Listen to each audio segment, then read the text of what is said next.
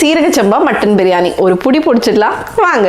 திண்டுக்கல் சீரக சம்பா மட்டன் பிரியாணிக்கு 600 gram mutton எடுத்துருக்கிறேன். 300 கிராம் அரிசிக்கு இந்த மாதிரி பெரிய பெரிய துண்டுகள் எடுத்துருக்கிறேன். 1/2 டீஸ்பூன் மஞ்சள் தூள், 1 டீஸ்பூன் இஞ்சி பூண்டு விழுது, 1 டீஸ்பூன் உப்பு, 2 டேபிள் ஸ்பூன் புளிச்ச கெட்டியான தயிர் சேர்த்துட்டு நல்லா பிசைஞ்சு கலந்து விட்டுட்டு ஒரு அரை மணி நேரம் அப்படியே ஊற விட்டுடலாங்க.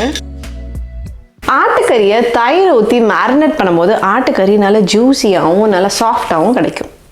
நல்லா ஊறினதுக்கு அப்புறமா ஒரு குக்கரில் சேர்த்துக்கலாம். கறி முங்குற அளவுக்கு தண்ணி சேர்த்துட்டு மீடியம் ஃப்ளேமில் ஒரு விசில், அதுக்கப்புறம் ஒரு 15 நிமிஷம் கம்ப்ளீட்டாக சிம் பண்ணி மட்டனை நல்லா வேக வச்சு எடுத்துக்கோங்க.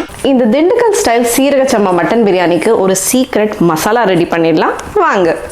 ஒரு துண்டு பட்டை, ஒரு அன்னாச்சி பூ, 3 ஏலக்காய், 5 கிராம்பு, 1 டீஸ்பூன் மிளகு, 1 டீஸ்பூன் கல்பாசி, 1 டீஸ்பூன் சோம்பு, இது எல்லாத்தையும் மிதமான ஃப்ளேமில் நல்ல மணம் வர வரைக்கும் வறுத்து எடுத்துக்கோங்க.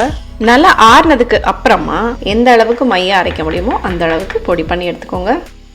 இந்த சீக்ரெட் மசாலாவில் பெருஞ்சீரகம் அண்ட் குருமிளகோட அளவு கொஞ்சம் தூக்கலாக இருக்கணும். 300 கிராம் சீரக சம்பா எடுத்துருக்குறேங்க. 2-3 தண்ணியில் நல்லா அலசிட்டு ஒரு அரை மணி நேரம் தண்ணி விட்டு ஊற வச்சு எடுத்துக்கோங்க. இப்போ பிரியாணி செய்ய ஆரம்பிச்சிடலாம். 3 டேபிள் ஸ்பூன் கடலெண்ணெய், 2 டேபிள் ஸ்பூன் நெய் சேர்த்துக்கிறேன். ஒரு துண்டு பட்டை, 3 ஏலக்காய், 3 கிராம்பு, ஒரே ஒரு பெரிய வெங்காயத்தை நல்ல நீளமாக நல்லா தின்னாக ஸ்லைஸ் பண்ணி எடுத்துக்கோங்க. அது கூடவே ஒரு 70 கிராம் மட்டன் கொழுப்பு சேர்த்துக்கிறேங்க. இது பிரியாணிக்கு நல்ல ஒரு ரிச்னஸ் கொடுக்கும். 6 பச்சை மிளகாயை கீறிட்டு சேர்த்துக்கிறேன். இந்த சீரக சம்பா பிரியாணியில் மிளகாய் காரம் கொஞ்சம் தூக்கலாக தாங்க இருக்கணும். இந்த பிரியாணியில் சின்ன வெங்காயத்தை அரைச்சி சேர்த்துக்கோங்க. பெரிய வெங்காயத்தை விட சின்ன வெங்காயம் சேர்த்துக்கிட்டிங்கன்னா இந்த பிரியாணியோட ஃப்ளேவரை நல்லா ரிச் ஆக்கி கொடுக்கும். 300 கிராம் அரிசிக்கு 150 கிராம் சின்ன வெங்காயத்தை அரைச்சி சேர்த்துக்கோங்க. இந்த அளவுக்கு இஞ்சியை விட கொஞ்சம் தூக்கலாக பூண்டு, 1 டேபிள் ஸ்பூன் இஞ்சி பூண்டு விழுது எல்லாத்தையும் சேர்த்துட்டு நல்லா கலந்து விடுங்க. பச்சை வாசனை போகிற வரைக்கும் நல்லா வதங்கினதுக்கு அப்புறமா நம்ம தயார் பண்ணி வச்சிருக்கிற மசாலா பொடி எல்லாத்தையுமே சேர்த்துட்டேன். மொத்தமாக 2 டேபிள் ஸ்பூன் இருந்தது. அதையும் சேர்த்து கலந்து விட்டுட்டு கையோட ஒரு கைப்பிடி புதினா, ஒரு கைப்பிடி மல்லி இலை, ஒரே ஒரு சின்ன தக்காளி, இந்த மசாலாக்கு தேவையான உப்பு, 1 டீஸ்பூன் உப்பு, ஒரே ஒரு டீஸ்பூன் தனி மிளகாய்த்தூள்.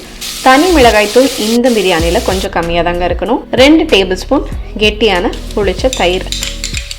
இது வரைக்கும் இந்த வீடியோவை ரசித்து பார்த்துட்டு இருந்தீங்கன்னா இந்த வீடியோக்கு ஒரு லைக் கொடுக்க மறந்துடாதீங்க.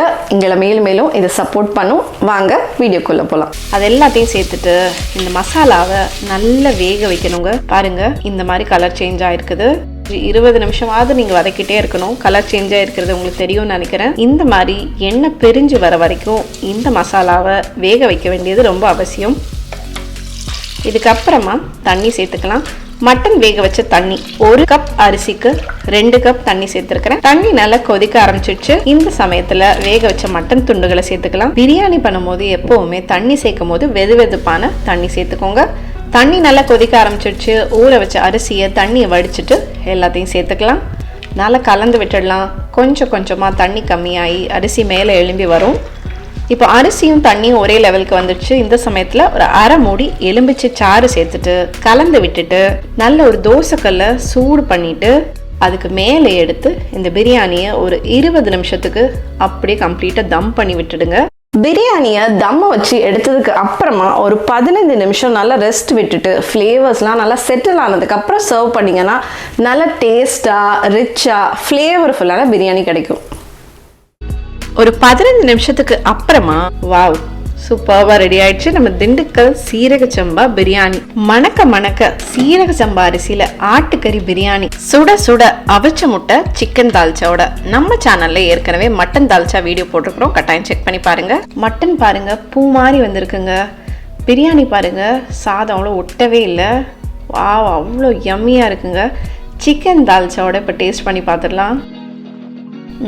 அந்த வாயில் போட்டால் கரிஞ்சு போகுன்னு சொல்லுவாங்கள்ல, அந்த மாதிரி இருக்குங்க. நீங்களும் செஞ்சு பார்த்துட்டு எப்படி இருந்ததுன்னு கண்டிப்பாக சொல்லுங்கள். எல்லாரும் இந்த திண்டுக்கல் ஸ்டைல் சீரக சம்பா மட்டன் பிரியாணி ரெசிபியை ரசித்து பார்த்துருப்பீங்க நம்புகிறேன். குடும்பத்தோட செஞ்சு சாப்பிட்டுட்டு எப்படி வந்ததுன்னு கண்டிப்பாக கமெண்ட் பண்ண மறந்துடாதீங்க. தமிழ் மெனு சேனலை சப்ஸ்கிரைப் பண்ணாதவங்க கட்டாயம் சப்ஸ்கிரைப் பண்ணிக்கோங்க. இந்த வீடியோ பிடிச்சிருந்துன்னா எங்களுக்கு ஒரு லைக் தாங்க. மேலும் தரமான வீடியோஸ் போடுறதுக்கு எங்களை உற்சாகப்படுத்தும். மற்றும் ஒரு ரெசிபியோட அடுத்த வீடியோவில் மீண்டும் சந்திப்போம். நீங்களும் சமைக்கலாம்.